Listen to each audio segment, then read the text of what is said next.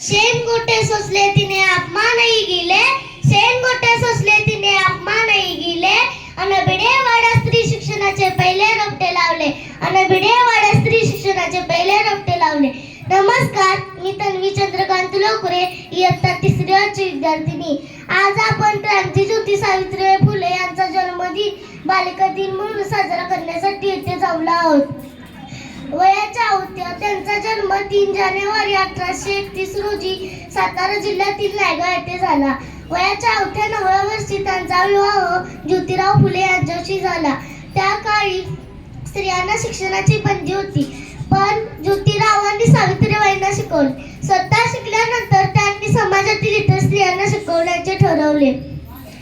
1 जानेवारी 1848 रोजी त्यांनी जेव्हा त्या शाळेत पुण्यातील भिडेवाड्यात त्यांनी मुलींची पहिली शाळा सुरू केली.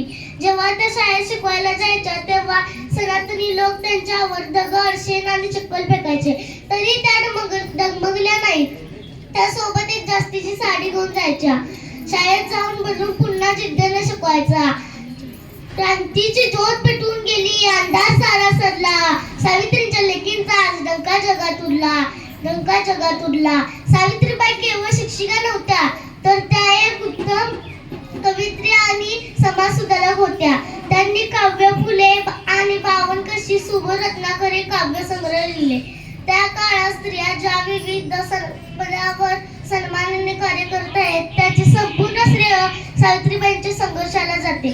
खऱ्या अर्थाने त्या भारताच्या आधुनिकीत भारताचे शिल्पकार आहेत.